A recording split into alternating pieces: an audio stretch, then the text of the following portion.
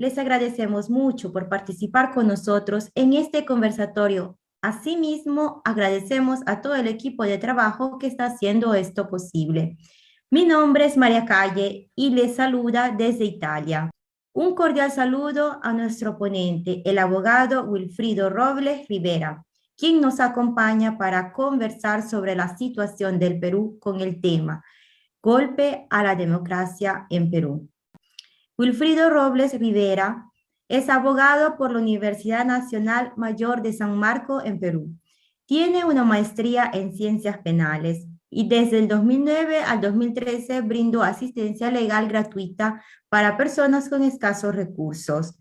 Actualmente es defensor del expresidente del Perú, Pedro Castillo, el cual se encuentra en prisión preventiva por el golpe de Estado que sufrió su gobierno el pasado 7 de diciembre del 2022. Dicho esto, ahora le paso la palabra al penalista Wilfrido Robles, recordándole que tiene de 20 a 25 minutos para presentar su ponencia y luego responder a las preguntas que surjan por Zoom, Facebook y en los medios digitales activos. Bienvenido, tiene la palabra. Sí, muy buenas noches. Muy agradecido a Enlace Latinoamericano por esta invitación. Mi nombre es Wilfredo Arturo Robles Rivera. Soy, soy parte del Comité por la Libertad del presidente Pedro Castillo Terrones y además asumo como abogado defensor del mencionado presidente peruano.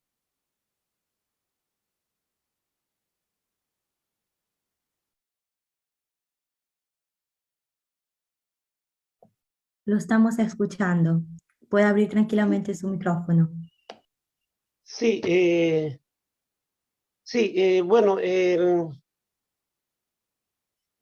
respecto al tema de los golpes contra la democracia, que es el tema que nos reúne hoy,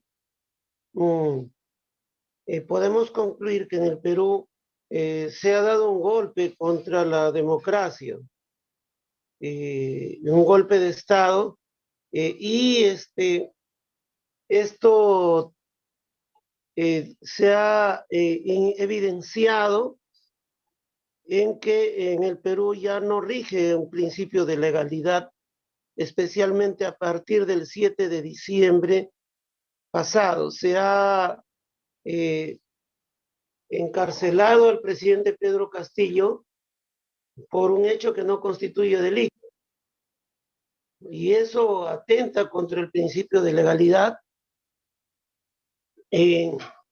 Pero además de que el hecho de haber dado un discurso donde plantea el cierre del Congreso y además convoca una Asamblea Popular Constituyente, no es delito de rebelión, como lo ha calificado la fiscal de la Nación peruana. Y este cierre o esta disolución del Congreso ha estado basada en el artículo 134 de la Constitución peruana, es decir, que a dos gabinetes sucesivos el Congreso le ha negado la cuestión de confianza. Entonces, uno, por un lado, no se ha respetado el principio de legalidad, no se ha respetado el debido proceso, puesto que a Pedro Castillo no le han observado el antejuicio político que le contempla la Constitución del Perú y lo han llevado directamente al sistema judicial común. Se ha llevado a cabo un proceso de vacancia presidencial sin respetar el reglamento del Congreso de la República y sin que exista una moción de vacancia como le exige este reglamento. Entonces,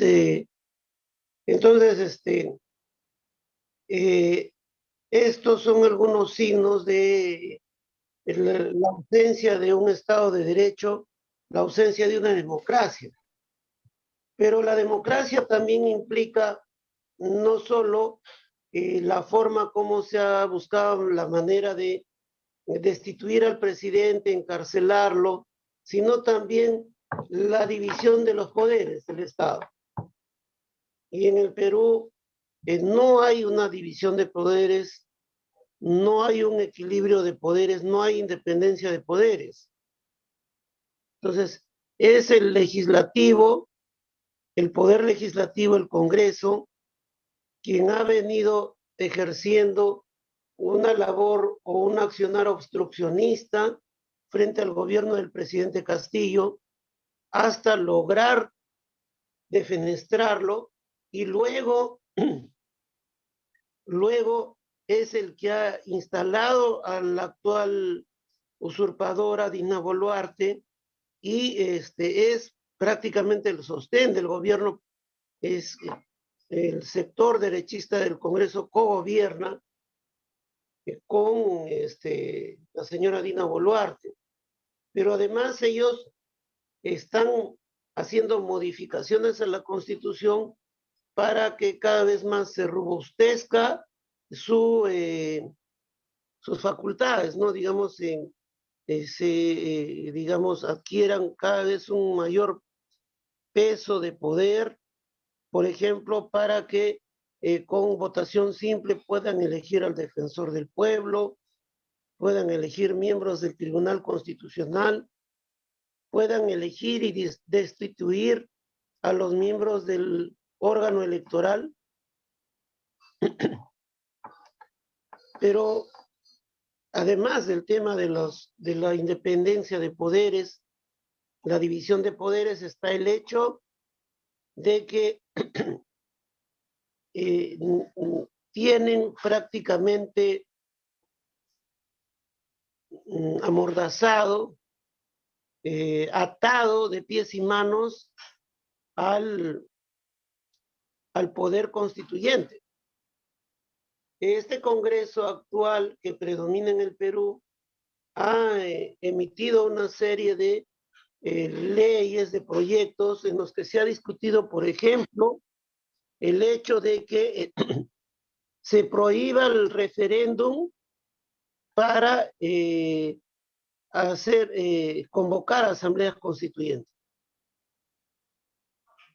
Otro proyecto, otro tema que ellos han puesto al debate es hacer una modificación constitucional para prohibir las asambleas constituyentes.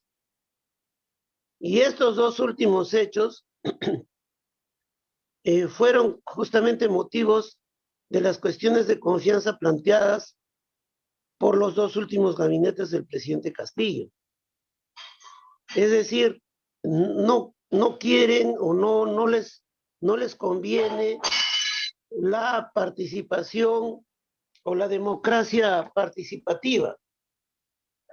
Ellos seguían por ideas de que el pueblo no debe de participar en el debate político, que el pueblo o la población a lo mucho pueda pedir algunas cuestiones de obras o de algunas cuestiones subsidiarias, pero no de cuestiones políticas, ¿no? Entonces, hay toda una narrativa, todo un argumento totalmente antidemocrático, porque eso de prohibir la Asamblea Constituyente ya es un retroceso al siglo XVIII, a antes de la Revolución Francesa, prácticamente. A ese nivel pretenden hacer retroceder al Perú. Por eso es que todo este conjunto de cosas, de hechos, la falta de democracia, es lo que ha llevado a que insurja el pueblo, especialmente el campesinado de la Sierra Sur. Y el otro tema es de que el irrespeto, la revocatoria a la voluntad popular. En este caso, el 7 de diciembre se da una insurgencia para reivindicar la voluntad popular que llevó al presidente Pedro Castillo Terrones al cargo máximo político que existe en el Perú. Entonces, este hecho nunca fue aceptado. O sea, por parte de la élite dominante no hay respeto por la voluntad popular. Y digamos, en ese trabajo de revocar la voluntad popular, se han empeñado personificándolo en lograr la vacancia del presidente Pedro Castillo, prácticamente en lanzar un golpe de Estado de largo aliento contra él en el plano congresal, respaldado por la Fiscalía, el Ministerio Público que se ha dedicado a armar carpetas fiscales y por las grandes empresas de prensa de Lima. Incluso ellos difunden ideas, criterios en el sentido de que los referéndums no te dan de comer. Los referéndums son cuestiones de comunistas. El referéndum es cosa de rojos. Plantear una asamblea constituyente es agenda de terroristas. ¿No? Es terrorismo, ¿no? Es como para ellos están planteando que es un indicio de terrorismo y los jefes policiales salen a declararlo abiertamente y nadie pone un correctivo. Se dice, en el planteamiento de la Asamblea Constituyente es el planteamiento de los terroristas, ¿no? Entonces, no hay democracia dentro de ninguna de sus facetas en el Perú, ¿no? Y digamos que creemos que la principal y la esencial es la participación popular. Ellos pretenden limitar a la población a ser meros votantes, ¿no? Pero cuando, incluso como meros votantes, no votan en el sentido que a ellos les parece, ellos hacen un trabajo sistemático para revocar esa voluntad popular y acá estamos, con Pedro Castillo, objeto de un golpe y víctima de una prisión preventiva, y el pueblo ha querido hacer reivindicar esta situación de su voluntad popular y lo que ha recibido es una represión a manera de matanza con armamento de guerra, ¿no? Que ha ocasionado más de 70 muertos,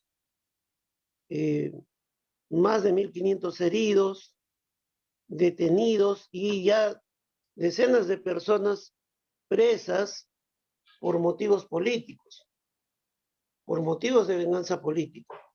Entonces, eso es a grandes rasgos la situación de la democracia en el Perú. Entonces, podemos concluir que en el Perú no hay democracia, en el Perú predomina una coalición derechista que se maneja desde el Congreso y que ha logrado copar la mayor parte de las instituciones, y no hay Estado de Derecho. Ese es mi comentario. Muchísimas gracias al señor Robles por esta ponencia. Mi nombre es Maribel Cortés y les saludo desde Berlín, Alemania. Invito a todos los que nos están viendo en Facebook Live a escribir su pregunta a manera de comentario, y por favor los que se encuentran aquí en el panel, alzar su manito virtual para hacer preguntas, o si quieren pueden escribir también sus preguntas en el chat.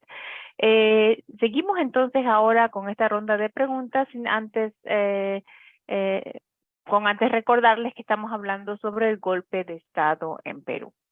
Señor Robles, su cámara está apagada. ¿Nos está escuchando? Sí, sí les escucho, Sí. disculpe. Perfecto, bueno, está todavía allí. Entonces, explíquenos cuál es el siguiente paso en el proceso judicial para que el señor Castillo pueda salir de la cárcel. ¿Cuál es el paso siguiente en el que están ustedes hoy? Bueno, a nivel interno, dentro de los fueros internos, no hay administración de justicia.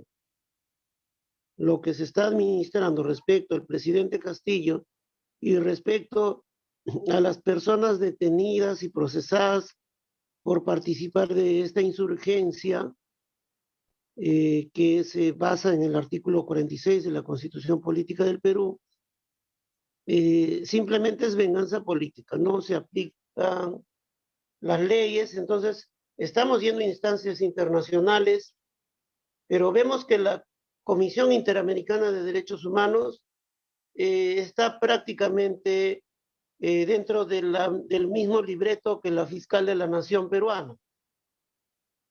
Es decir, ¿Cuál la es ese Comisión libreto? Interamericana de Derechos Humanos envió una misión al Perú, pero para concluir que ellos condenaban la protesta porque había degenerado en violencia, pero sin embargo no condenaron la matanza. Y aconsejaban a la usurpadora Dina Boluarte que pida disculpas, pero que eso no implicaba el reconocimiento de ninguna responsabilidad. Entonces, fueron a Perú a lavarle la cara a Dina Boluarte, una cara salpicada de sangre, y a una especie de consejeros, y ella hizo caso a los consejos de ellos. Entonces ella salía y pedía disculpas, y al día siguiente habían más ejecutados extrajudicialmente, más campesinos asesinados. Volvía a pedir disculpas y volvían a haber más asesinados. Entonces a eso ha servido la Comisión Interamericana, y es por eso que solo nos quedaría Naciones Unidas con el Consejo de Derechos, el Comité de Derechos Humanos, es el órgano técnico, y el Comité de Derechos Humanos, y sus respectivas relatorías, de las cuales esperamos que se, se concluya, se recoja la realidad que realmente vive el Perú. Y ahora, no nos debería sorprender, porque no es la primera vez que desde la OEA se encubren este tipo de hechos, de golpes de Estado, ¿no? Entonces, es por esa razón que hemos acudido ante el Comité de Derechos Humanos de la ONU. Ok, Y esperamos que se investigue. es decir, que ustedes han perdido ya, han agotado todas las vías procesales en Perú y definitivamente no se puede ir por el camino legal en Perú, entonces han apostado ahora por organismos internacionales. Tenemos Ahí una quería pregunta. contar que los jueces en el Perú, especialmente los jueces que hasta ahora han visto la situación del presidente Castillo, están alineados con la dictadura. Y es más, la Comisión Interamericana de Derechos Humanos le ha otorgado garantías, o le ha otorgado medidas de protección a la fiscal de la dictadura. O sea, ella, que es parte de ese cogollo, de esa comparsa que ejerce la tiranía en el Perú, y que ellos están protegidos por decenas de miles de militares y policías, que precisamente son los que matan a la población. Sin embargo, al presidente Castillo se niegan a darle medidas de protección. Sin embargo, a los familiares de los asesinados no les dan ninguna medida de protección. A los que son detenidos, encarcelados por protestar, no les brindan ninguna protección.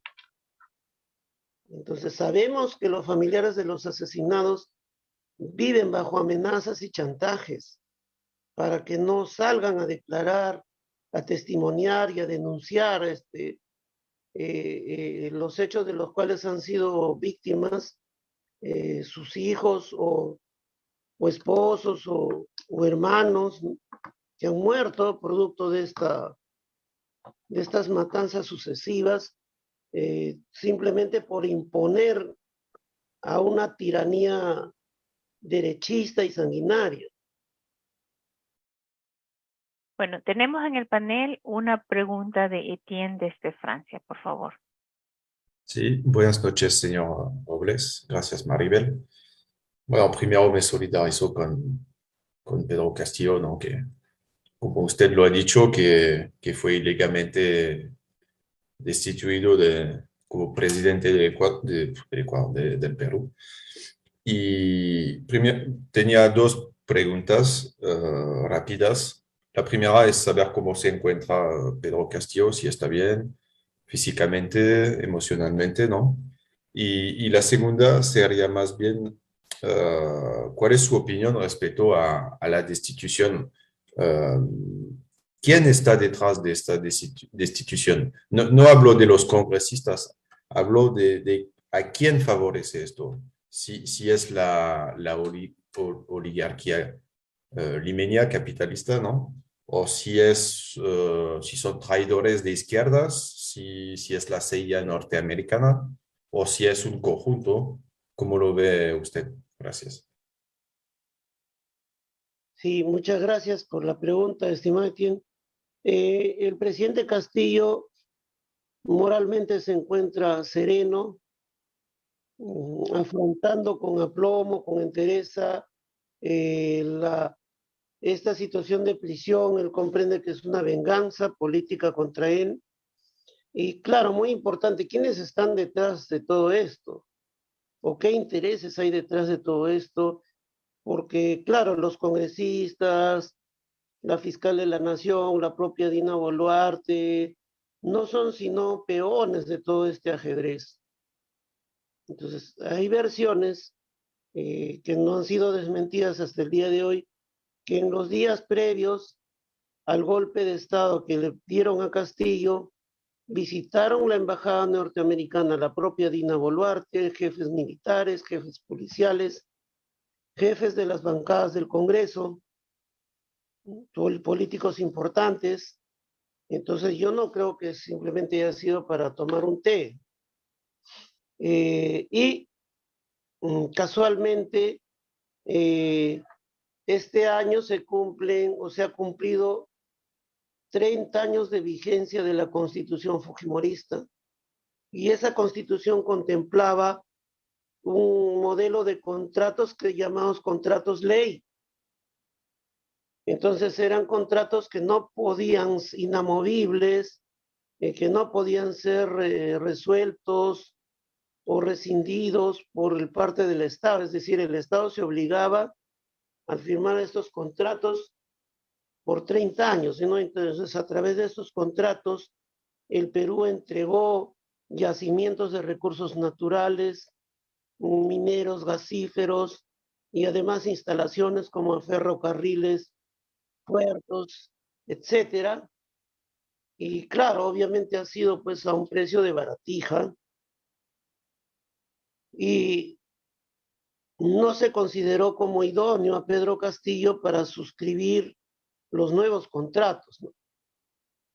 Creo que hay un temor de parte de la administración norteamericana de que el Perú pueda seguir el mal ejemplo, entre comillas, de Bolivia, ¿no? Entonces, que renegocie o que plantee condiciones más favorables, lo cual reduciría las ganancias de las multinacionales.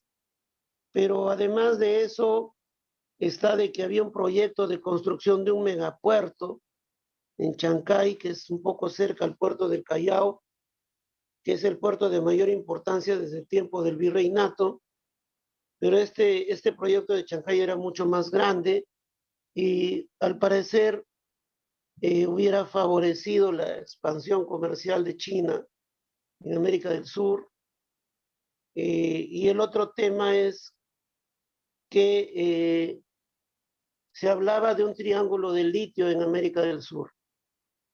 Litio, que es un metal que se ha valorizado enormemente en estos últimos tiempos, se hablaba de que había en Chile, existía litio en Argentina y también en Bolivia, pero ahora ya se ha establecido que en el Perú también hay litio. Entonces también es otro factor. Entonces, lo que está enfrentando el Perú, el pueblo peruano, es en apariencia, bueno, digamos, esta horda de mediocres políticos, ¿no? Pero esa es la apariencia, ¿no? En realidad son los intereses geopolíticos, geoeconómicos de Estados Unidos. Y eso para no hablar sobre algunos intereses con los cuales el gobierno de Pedro Castillo incomodó o colisionó durante el tiempo que estuvo en el mandato. Si nos puede contar, señor Robles, no hay ningún problema. Tal vez después de la pregunta de nuestra compañera María, por favor, tu pregunta. Ya. Micrófono, ya. Ok, listo. Muchísimas gracias y gracias por estar aquí presente en nuestro programa nuevamente. Viendo toda esta situación que está pasando en el Perú, que estamos desde el 7 de diciembre y ahorita estamos 5 de marzo, ha pasado bastantísimo tiempo. Han habido hasta encuentros importantes en América Latina como países hermanos, por ejemplo, la CELAC, que hubo el 28 de enero. ¿Obtuvieron algún resultado, alguna respuesta ahí para poder enfrentar y apoyar mayormente al Pedro Castillo, al expresidente? Y otra pregunta también sería, ¿cuáles son las claves para derribar, si es que hay, el golpismo que está viviendo Perú en este momento, si es que hay y si hay posibilidades? Bien, sí, han transcurrido dos meses, más de 2 meses, se han ido acumulando los muertos, los asesinatos, pero la OEA, no sé nada, es como si no ocurriera nada para la OEA. Creo que a nadie le cabe duda que si todo esto si solamente la 10ª parte de lo que está ocurriendo en el Perú ocurriera en alguno de los países cuyo gobierno resulta antipático para la administración norteamericana, seguramente ya la OEA se hubiera reunido y hasta incluso la ONU estarían seguramente cascos azules, habría una intervención militar, humanitaria, pero no ocurre. Entonces vemos de que lo que se vive es toda una situación de hipocresía. O sea, es que si digamos se enarbolan los derechos humanos cuando conviene a determinados intereses políticos, con cálculo político, y no hay realmente ninguna defensa sincera. Ahora, claro, la esperanza sería que la CELAC sea el organismo que pueda atender esto.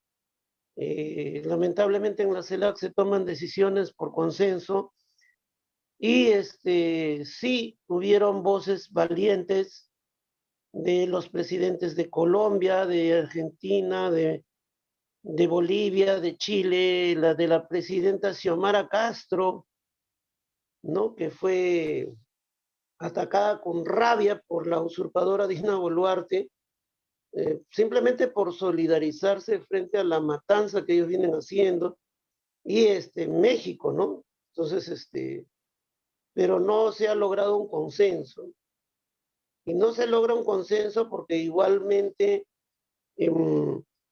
digamos, el Departamento de Estado norteamericano está siempre actuando para favorecer, al parecer, a Perú, porque digamos, al gobierno de facto de Perú, porque ¿quién podría respaldarlo con toda esta carga, ¿no? O sea, alguien tendría que tener pues un interés, es un desprestigio respaldar a un gobierno con todos los crímenes que se vienen cometiendo.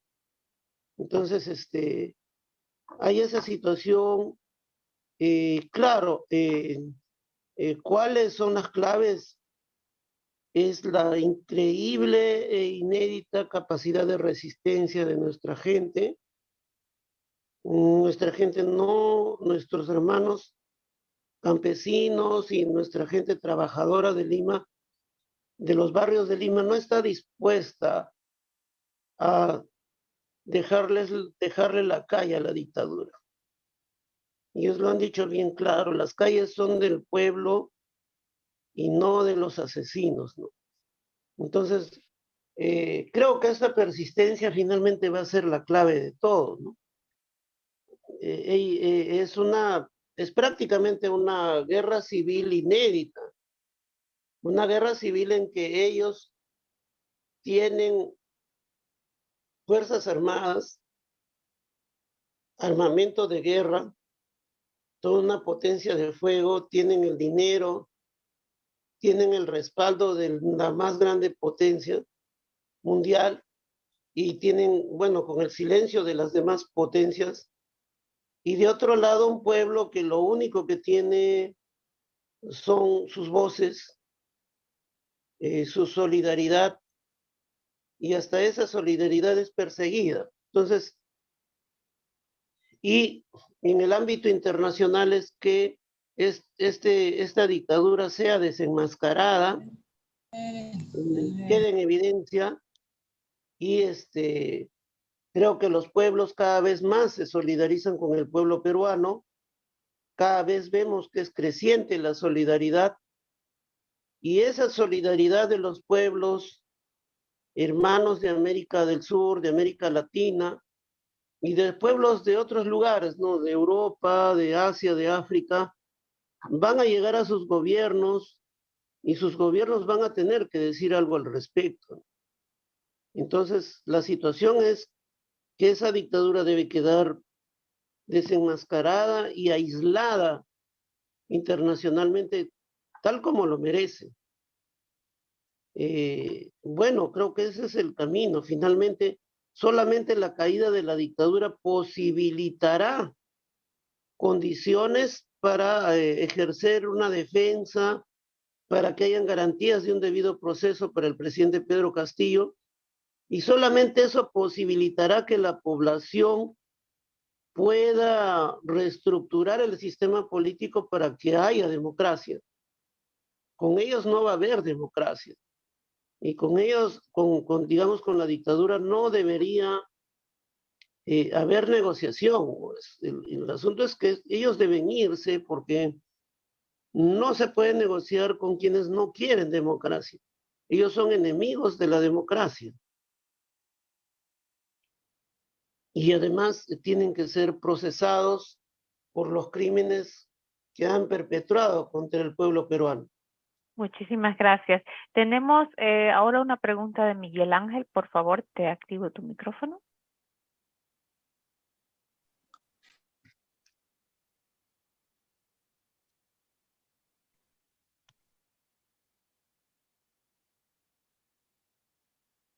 Oh, creo que ahora. ¿Ahora se me escucha? Sí, ahora se le escucha. Gracias.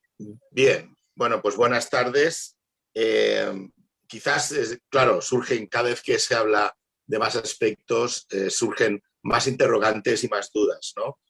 Yo tengo familiares de la élite limeña que 3 meses antes del golpe ya se vinieron a vivir a España por un par de años, con lo cual la primera pregunta es que ante la cantidad de alguna manera de datos o síntomas de que se estaba preparando, si no se pudo realmente hacer nada, ¿no? La segunda cuestión es que si puede haber una rehabilitación o una restitución de la democracia sin que, sin embargo, se consiga la reposición en su puesto de Pedro Castillo como presidente, puesto que tampoco hay una unanimidad entre las fuerzas de izquierda, por lo que yo he leído en varias publicaciones de distintas tendencias. Claro, hay más preguntas, pero en todo caso la que quiera responder, si hay una posibilidad de alianza entre las fuerzas populares y los partidos de izquierda en Perú, una vez obtenida alguna garantía de celebración de un proceso electoral democrático medianamente transparente, y si se podrían sumar las fuerzas de los autoconvocados, ¿no?, de todas las fuerzas que han mantenido la respuesta al golpe con las formaciones de izquierda que puedan lograr de nuevo restituir la democracia y obtener un gobierno del cambio. Si eso es factible, porque incluso en Ecuador también hemos visto desde fuera, yo estoy en organizaciones internacionales, estoy en Podemos en Europa, y hemos visto que hay dificultades para entenderse los sectores contrarios a la dictadura, en el caso de Perú, de Ecuador también respecto al gobierno conservador, y eso dificulta mucho la restauración de la democracia. Gracias. Sí, muy interesante la pregunta del compañero de España. Claro, en realidad el golpe derechista en el Perú fue un golpe de largo aliento. Ni siquiera la derecha esperó de que Pedro Castillo asuma sus funciones.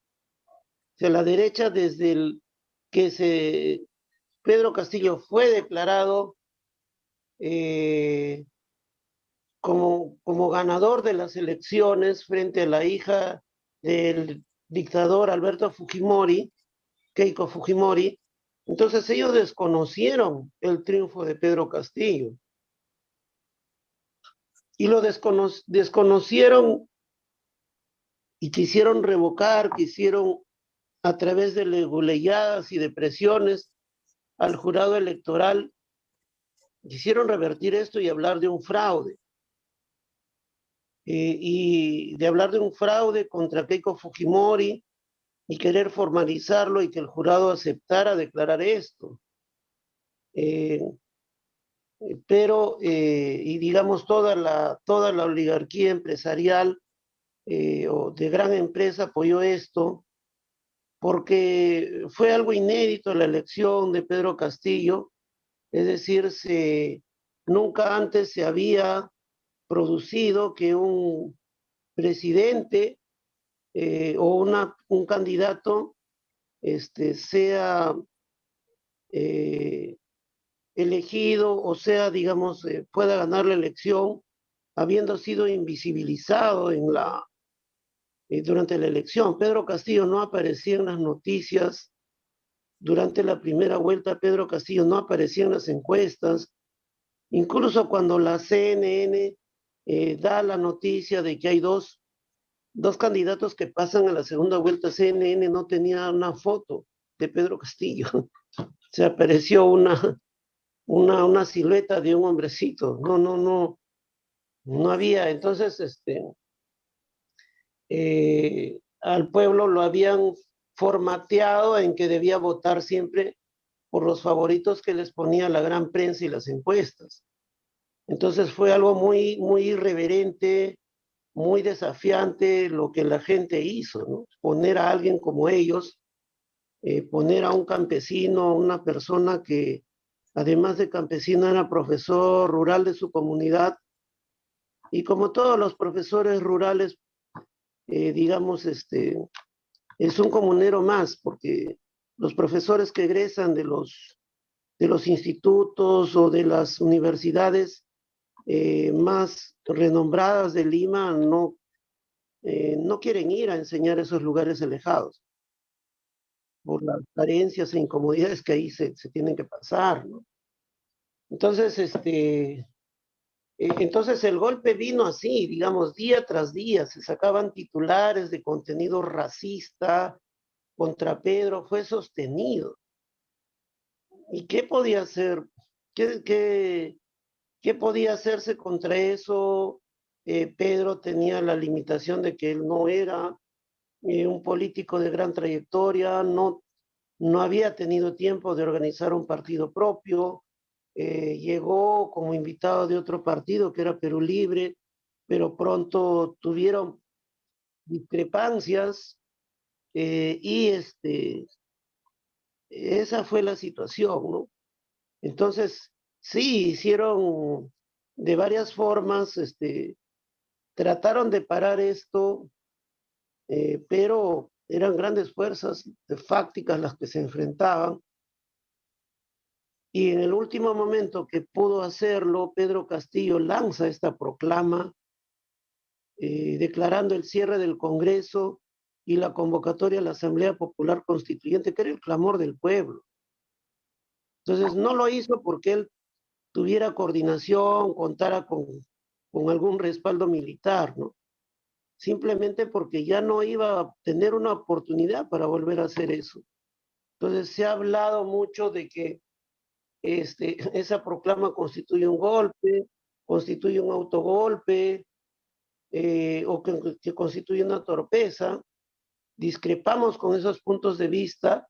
Lo que hizo Pedro fue, en el último momento que pudo recoger y alzar en alto dos banderas que el pueblo tenía y que el pueblo le exigía a los lugares donde iba, cerrar o clausurar ese Congreso derechista y llamar a una Asamblea Popular Constituyente para acabar con el marco constitucional ultraliberal.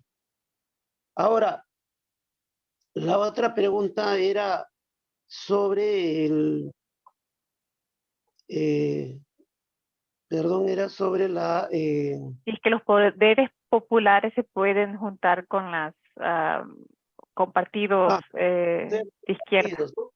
Sí. Claro.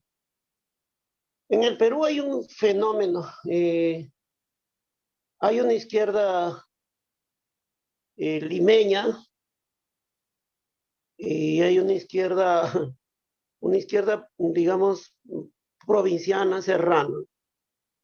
La izquierda limeña ya tiene partidos estructurados, cada cierto tiempo lleva congresistas, parlamentarios, y la izquierda indígena o de la sierra no tiene partidos. O sea, no tiene forma orgánica. Pero se muestra y la insurgencia del 7 no la encabezó ningún partido de izquierda. Recordemos bien ese día 7 y a raíz del discurso que estoy mencionando, los derechistas en el Congreso llaman a votar por la vacancia. Y fue un hecho muy triste de que varios o casi, o sea, una gran parte de los congresistas de izquierda votaron en bloque con los fascistas. La verdad es que lo siento porque tenía yo mucho aprecio por varios de estos parlamentarios, pero marcaron así su trayectoria política. Porque como político puedes estar muy sorprendido, muy contrariado, pero ¿por qué vas a votar en bloque con los ultraderechistas? O sea, ¿había algún fundamento para votar en bloque? Entonces, no hay las autocríticas necesarias, ¿no? O sea, dicen algunos, la torpeza de Pedro, oye, tu voto con los fascistas, ¿qué cosa fue? ¿Un acierto? ¿Algo para ponerte una medalla? ¿No? Entonces, claro, se dice así para, digamos, cubrir ese hecho tan lamentable y felonesco. Entonces, ese mismo día 7, en la Sierra Sur ocurre la otra cara de la moneda. Los campesinos no aceptan a la usurpadora y plantean que se vaya ella y que se restituya al presidente que ellos pusieron, que el pueblo puso. Entonces, hay un hilo conductor en todo este proceso, el tema de la voluntad popular. Por eso es que los sectores invisibles que no tienen acceso a medios, a la esfera académica, son esos campesinos de la Sierra Sur, ¿no? Y que muchas veces son mirados, ¿no? Desde cierta actitud, un poquito de cierta superioridad intelectual por la izquierda de Lima. Entonces, como que no saben pensar, como que no saben analizar, como que no... Oye, pero un momento, ellos sin tener el partido, sin tener la experiencia, el entrenamiento, ni la bibliografía que tienen los compañeros de la izquierda, digamos, más aburguesada en el Perú, pero la acertaron. Ellos hicieron un análisis muy rápido y acertaron cuál era el camino correcto. Y el camino correcto era insurgir contra la dictadura. No tardaron mucho en darse cuenta, ¿no?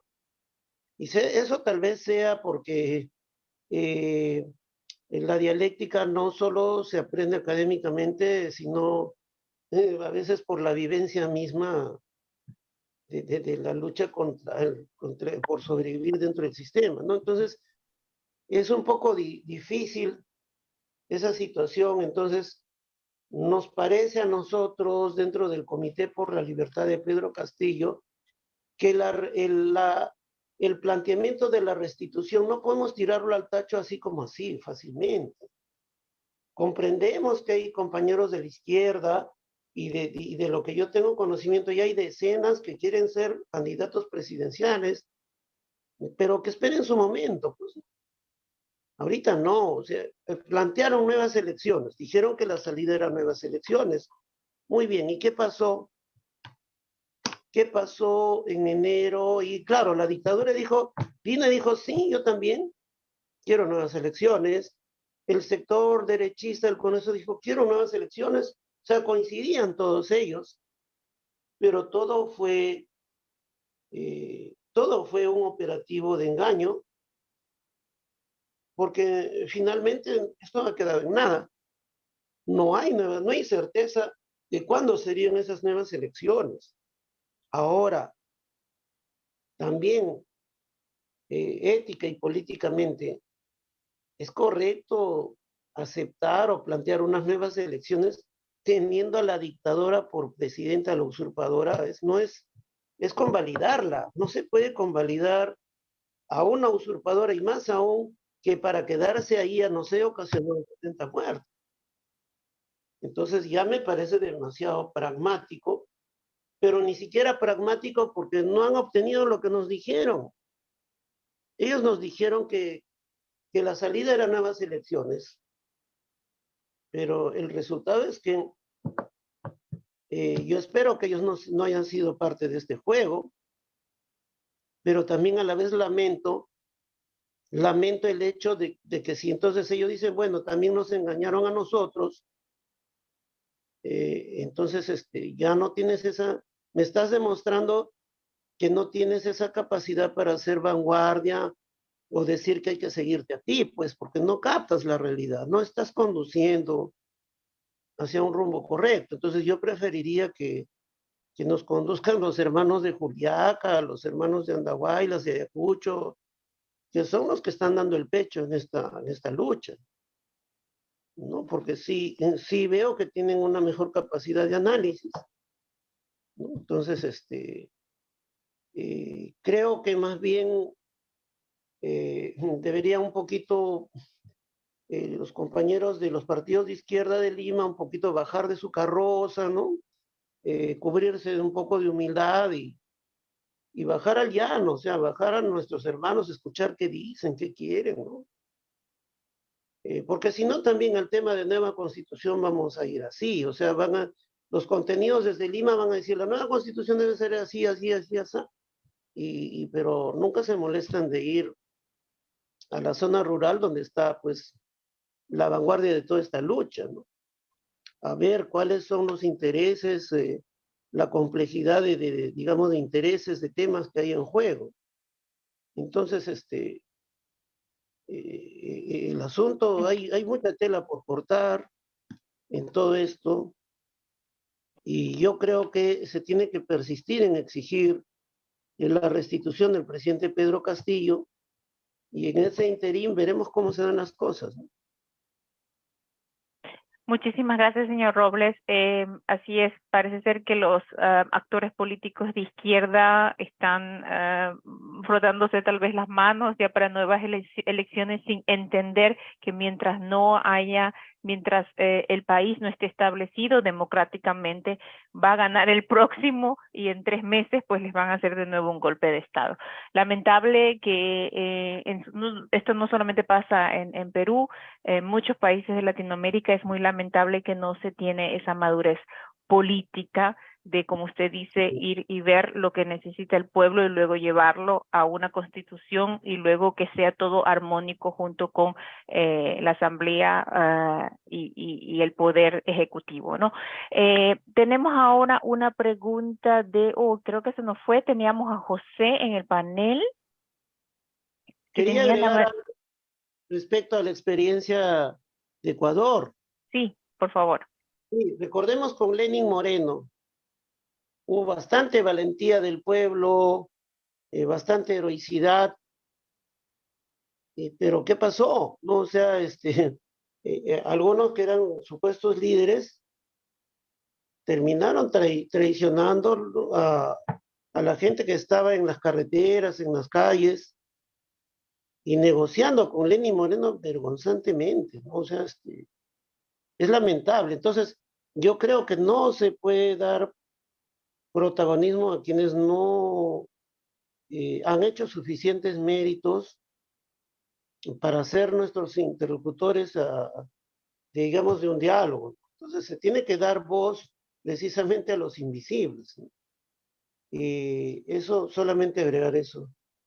Muchísimas gracias. Entonces pasamos a la que parece ser la última pregunta de Etienne, porque José se nos ha ido lamentablemente del panel. Etienne, por favor, tu pregunta. Gracias, María. Sí, no, es una pequeña reflexión respecto a la situación política en Perú, ¿no? Que es muy, muy compleja y que creo que hay que mirar a largo plazo y que la elección de Pedro Castillo, bueno, vamos a ver qué va a pasar con su caso, ¿no? Pero creo que fue un primer paso hacia como un levantamiento, un despertar de conciencia ciudadano, creo yo, ¿no? Porque he escuchado varios comentarios de analistas peruanos o periodistas extranjeros que dijeron que estos levantamientos populares han creado un nuevo pensamiento político y una nueva conciencia política dentro de la sociedad. No sé si usted me lo puede confirmar. Entonces, yo creo que el lado positivo, si puedo decirlo así, es que eso va a crear va a fortalecer un poco las bases sociales, ¿no? Las bases políticas y ciudadanas para buscar, como para fortalecer el sentido común y sobre todo ¿cómo decir? En la creación de la participación ciudadana y de asambleas comunitarias, ¿no? Por ejemplo, en el caso de ecuatoriano, venezolano, boliviano, creo que duró muchos años antes de ver una transformación política o un político que sale y que puede ganar las elecciones, ¿no? Como Rafael Correa, bueno, como varios presidentes en los años 2000 o actualmente, ¿no? Como por ejemplo Pedro Castillo. Entonces, es una reflexión y quería conocer, o sea, saber su opinión respecto a esa reflexión, ¿no? Que quizás a medio largo plazo puede ser un primer paso hacia una transformación general de la política peruana, ¿no? Sí, efectivamente, compañero Etienne, se requiere una renovación doctrinaria, política, programática y organizativa en el Perú del sector popular. Eso es muy necesario para que se refleje verdaderamente una democracia.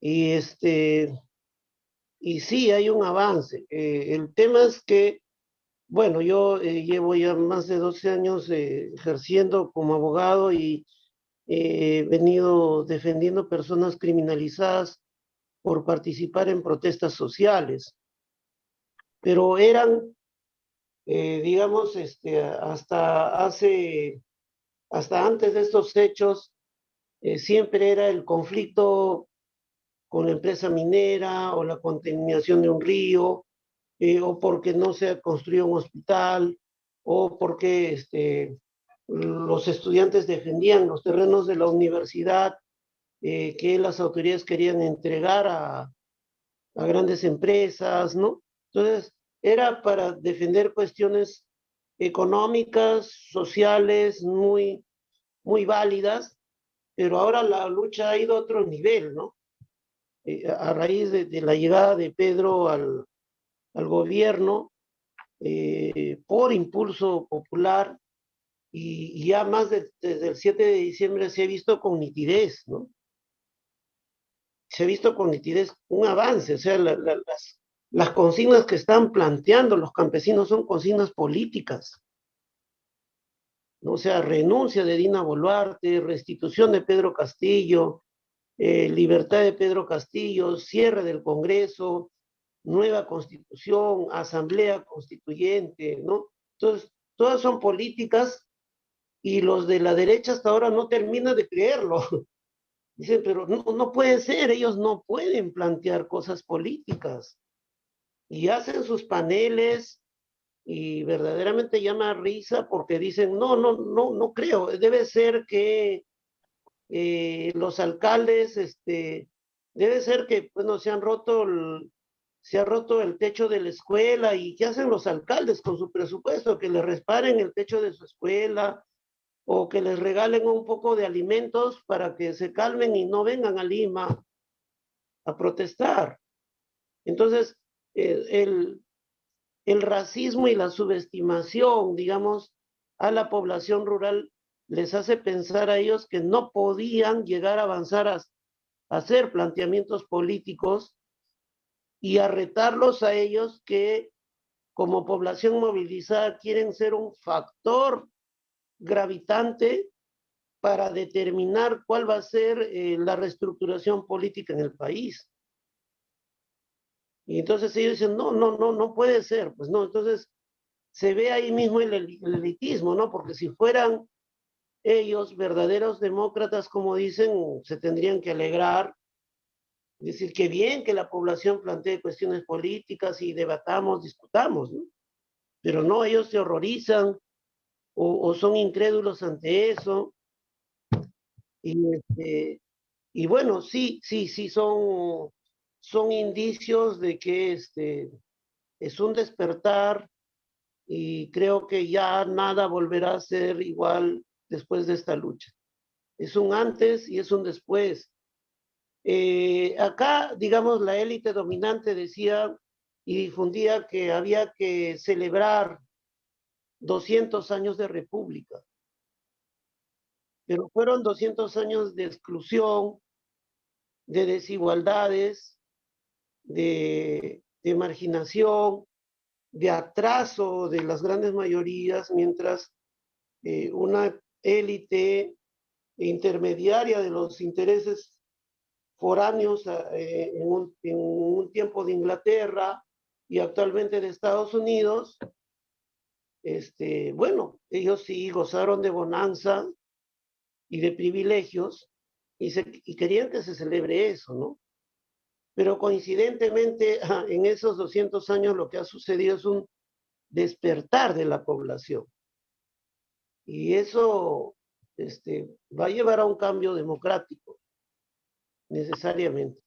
Muchísimas gracias, señor Robles, que la voluntad del pueblo se respete y que estos cambios traigan, que estos movimientos, que estas salidas traigan cambios positivos para el Perú. Vamos con las dos últimas preguntas. José apareció, por favor, José, muy concreta tu pregunta, por favor, y luego cerramos con Miguel Ángel. Muy buenas tardes, compañeros. Soy de La Manga del Cura, Cantón El Carmen, provincia de Manabí. Saludos para todos que están ahí y a ustedes. Y también quiero hacerle una pregunta al abogado. Para los que no sepan, un momentito, José, Manabí es en Ecuador. Bienvenido. Ecuador, exactamente, sí, exactamente, Ecuador. Acá tenemos las 4:10 de la tarde, exactamente. Bueno, quería hacerle una pregunta al abogado. Abogado, usted está defendiendo el caso del compañero Pedro Castillo. Es bueno y le felicito que usted esté ahí luchando. Y bueno, ¿qué pasaría? Por ejemplo, los militares están matando a la gente, golpeándoles. ¿Serán sancionados los militares o la policía? ¿Y qué pasaría si la presidenta del Perú no sale del poder habrá una sanción, eso. Y es bueno que me dé esa respuesta porque a veces uno no sabe, me preguntan acá, a veces no sabemos eso. Muchas gracias. Gracias por la pregunta, Miguel Ángel. Sí, asumo la defensa del compañero Pedro Castillo Terrones y siendo un caso político que implica una causa popular, lo hago ad honorem. Entonces, lo hago ad honorem porque nuestros hermanos también están luchando simplemente por convicción y creo que como abogado me corresponde hacerlo de la misma manera. Sí, digamos, en las muertes de nuestros hermanos hay indicios suficientes de que se ha configurado un delito de homicidio con el uso de armas de fuego y han salido 17 necropsias que confirman que se usaron fusiles para guerra convencional, ¿no? Fusiles Galil, en el caso de Juliaca, y están demorando estas pericias, no sé por qué extrañas razones, en lo que es Ayacucho, en lo que es Andahuayla, en lo que es Arequipa. Entonces, bueno, esto nos preocupa, esperamos que pronto salgan y hay elementos, y claro, se debería investigar, juzgar y sancionar a los responsables, que todos sabemos quiénes son, y sabemos que hay autores mediatos, que son la señora Dina Boluarte, el premier Otárola y los ministros, ¿no? E incluso debería investigarse qué tanto han tenido que ver el sector derechista en el Congreso. Pero mientras Dina Boluarte y el Congreso estén en el poder, mientras no se vayan como les exige el pueblo, y hay encuestas donde el 90% exige que se vayan, entonces vamos a tener que estos personajes van a aprovechar de su poder para generar impunidad, más aún si la fiscal de la nación es parte de esa comparsa, ¿no? Entonces es importante que para que no queden impunes estos crímenes, estas personas tienen que ser desalojadas del poder. Gracias. Ahora continuamos con la pregunta de Miguel Ángel y parece ser que nuestra audiencia se está animando porque tenemos otra manito por ahí alzada. Ya vemos si el señor Robles todavía tiene tiempo. Por favor, Miguel Ángel, tu pregunta. El micrófono, perdón. Escuchando las últimas, contestaciones, uno ya va detectando cuáles son los escenarios que se pueden producir. Por desgracia, hay mimetismos con la situación de Bolivia y de Ecuador en su momento por el tipo de población, de autoorganización de las poblaciones indígenas o campesinas en los procesos de cambio político.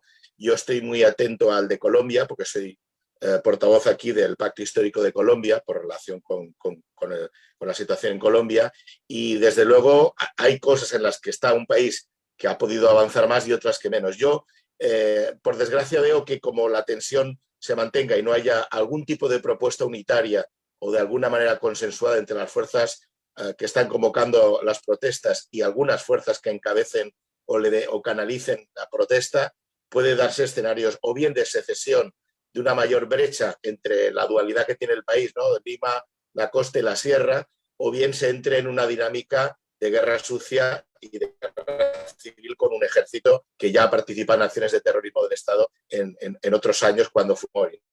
Y yo mi pregunta sería, ¿cuál cree que el escenario es más probable? Si es más probable que el gobierno interino de Dina Boluarte sea la antesala de un gobierno autoritario relacionado con sectores ultraderechistas que ya hicieron anteriormente la guerra del Estado y están conectados con Fujimori, con Keiko, con Vox en España y con Bannon como asesor de Estados Unidos en toda la región, o no, un gobierno de las élites limeñas, pero con una democracia formal. ¿Sí? En el caso de que no haya una salida, ¿cuál es la intención, digamos, la intención de ellos? Gracias. Sí, Miguel Ángel, y te agradezco las preocupaciones y digamos, claro, la forma de analizarlo, nos das flancos para digamos, meditar, ¿no? En toda esta situación, y es importante. Yo te agradezco eso. El sector ultraderechista sí, apunta a perennizarse ahí. Van a deshacerse en algún momento de Dina. Es como si a Dina le hubieran encargado el trabajo sucio, ¿no? Entonces, quemarla a ella políticamente, ¿no? Que haga los asesinatos, la represión, y una vez que ya no le sirva, prescindir de ella como digamos, un objeto descartable y entrar ellos, digamos, a predominar, es al parecer digamos, un escenario, una situación que se puede dar. Lo otro es que venga un tema de nuevas elecciones, se dé, y claro, hay un sector de centro que está, bueno, más notoriamente ahí el Partido Morado, que ya tiene varias cartas, ¿no? Incluido, no lo han ocultado, les interesa que el rector de la UNI, que abrió las puertas de la Universidad Nacional de Ingeniería para cobijar a los campesinos, y que, bueno, fue una loable y humanitaria actitud, y que ha demostrado pues una superioridad intelectual frente a congresistas, periodistas, que precisamente no, digamos, lo intelectual no es lo suyo, pese a que pueden tener las condiciones para hacerlo. Entonces ese sería el escenario B, ¿no? El escenario C sería que las izquierdas puedan unirse, sí, sería bueno, pero tendría que haber un programa mínimo, ¿no? Entonces ahí es donde comienzan las discusiones, y también el tema es de que en el Perú, digamos, hay mucha,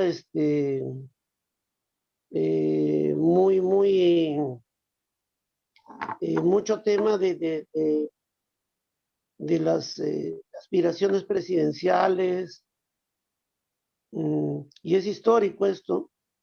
Por eso es que en el año 1985 Alfonso Barrantes logró una de las pocas veces llevar a la izquierda en un solo bloque, que fue la Izquierda Unida, ¿no?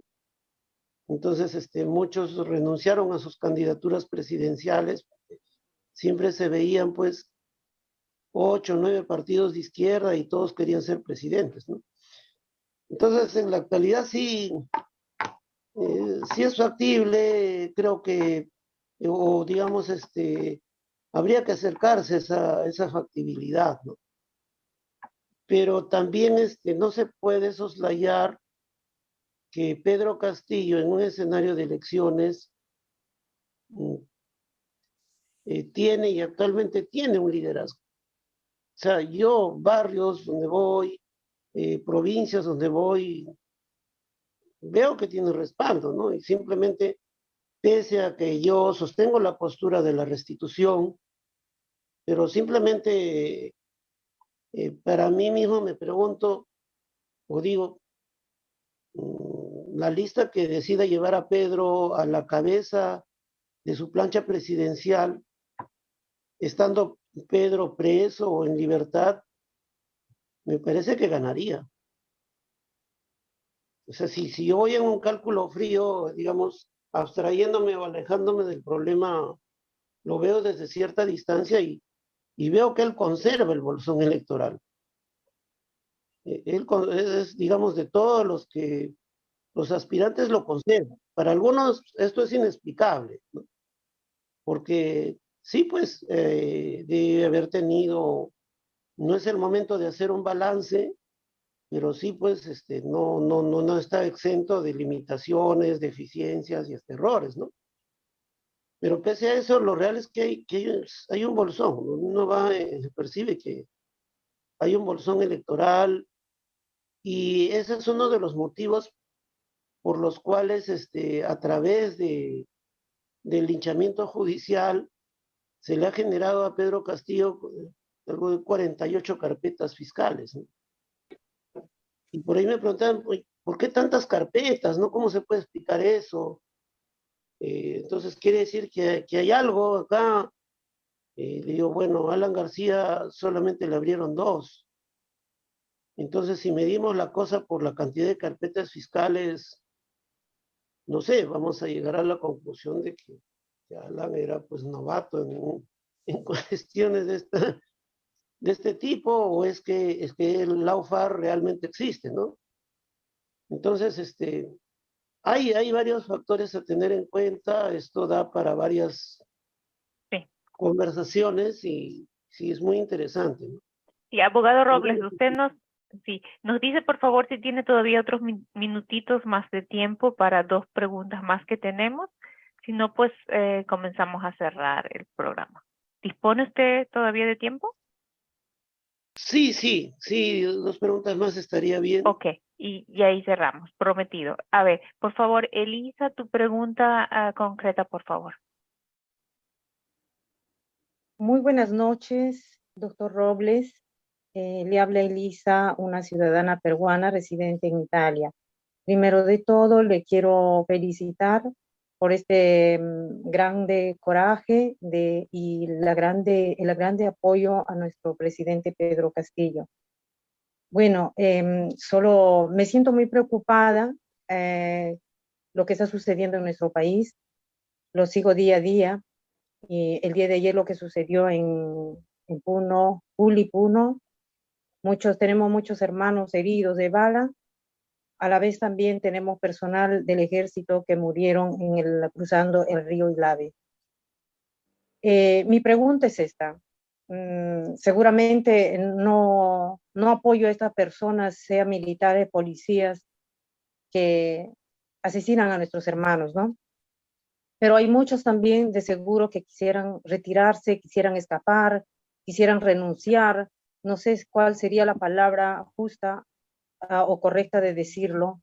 ¿Qué es lo que podemos sugerir a ellos? ¿Qué es lo que podríamos decir a ellos?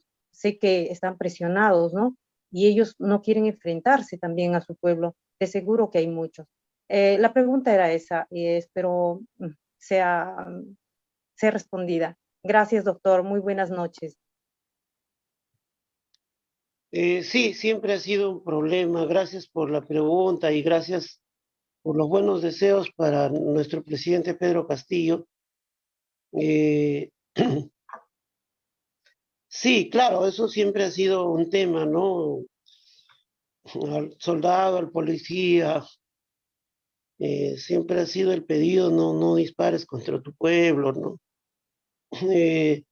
Y claro, hay gente que ya se está hartando de esto. Y claro, tendría que plantearse que puedan renunciar ellos bajo una carta de renuncia que por criterio de conciencia no puedo seguir prestando servicios, ¿no? Ya sea el ejército o la policía, mientras sea instrumentalizada para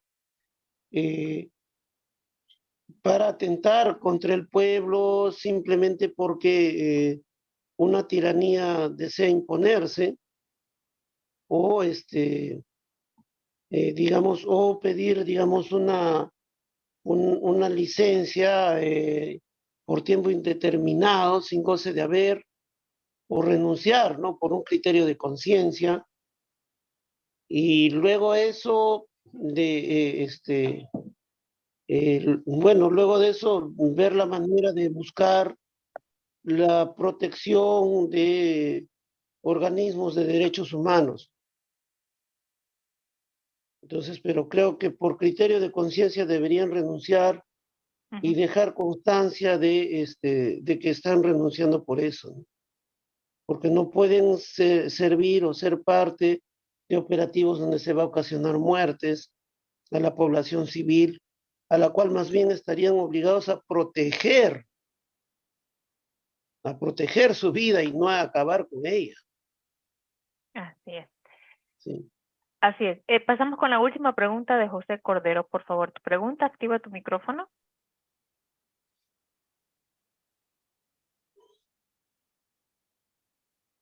Mando otra vez el mensaje de activación. Hola, Sí, lo escuchamos, por favor. ¿me escuchan? Sí. Buenas noches a todos. Muchísimas gracias, que a pesar de que no pude estar desde el comienzo, lo poco que escuché, quiero agradecer al doctor Wilfredo su defensa de Castillo. ¿Por qué? Porque defendiendo a Castillo está defendiendo a la democracia. Más allá, vivo en España, en Madrid. Aquí estoy en contacto con varios grupos peruanos y hay una gran dispersión de ideas. Pero más allá de las cosas que haya hecho o dejado de hacer Castillo, es el presidente del Perú y está reconocido por su pueblo, porque el pueblo sale a la calle para su defensa. Y eso es lo que realmente valoro en Wilfredo, que está el compañero defendiendo a la democracia, que nos defiende con eso a todos. Para preguntarle poco, lo único que le deseo es que tenga una buena estancia donde esté y que lo estamos esperando en Madrid con los brazos abiertos para los días 8 y 9 aquí en Madrid. Lo mismo que después para el encuentro internacional, los días 15 y 16 de abril. Nada más, no puedo agregar mucho más. Muchísimas gracias a todos ustedes y en especial a los organizadores del encuentro. Muchísimas gracias, José. Estamos cerrando este programa. Estamos muy contentos. El equipo de él está muy contento que hemos escuchado a nuestros compañeros de Perú, de diferentes países como Italia, España y muchos más que nos están viendo también en Inglaterra.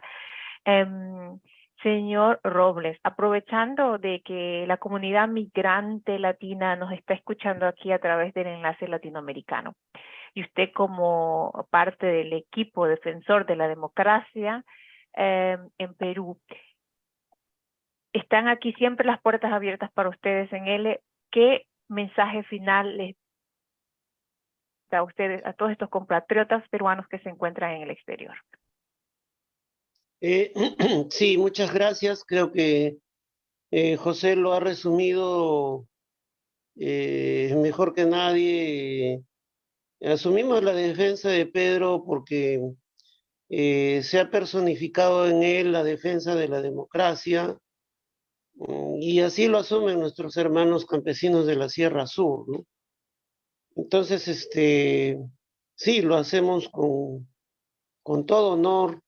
Y claro, la democracia es el predominio del pueblo en el gobierno, así nos han enseñado desde el colegio, y en este caso el pueblo lo eligió, y no se puede aceptar que simplemente porque de manera arbitraria y abusiva un cogollo de ultraderechistas deciden no aceptar al elegido por el pueblo, vamos a tolerar eso, ¿no? Entonces, creo que de donde estemos y como estemos, dentro y fuera del país, en el lugar que nos toque estar, queridos hermanos peruanos y hermanos, y también con el apoyo que vienen brindando nuestros hermanos latinoamericanos, desenmascaremos a esta dictadura genocida.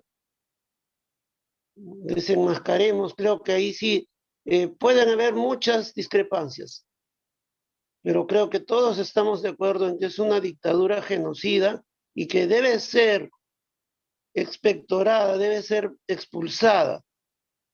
Y entonces, cuanto más los desenmascaremos, cuanto más hagamos conocer en Europa y en todos los lugares del mundo todas las atrocidades que vienen cometiendo, creo que ellos estarán más aislados y los grandes poderes mundiales que los apoyan ya tendrán que pensar en que ya no les sirven, ¿no?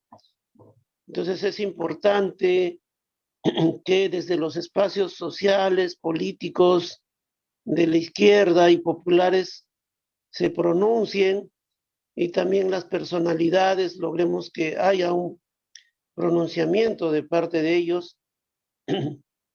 Y muchas gracias por la buena disposición no, de la que menciona José, muy agradecido. Y bueno, estaremos ya sea presencialmente o virtualmente en cualquier lugar donde podamos contribuir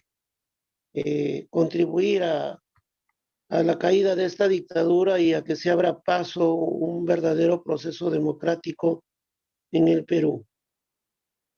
Muchísimas gracias. Que el grito por la lucha de la democracia del pueblo peruano se vuelva un eco entre todos los migrantes latinoamericanos que se encuentran esparcidos en todo el mundo.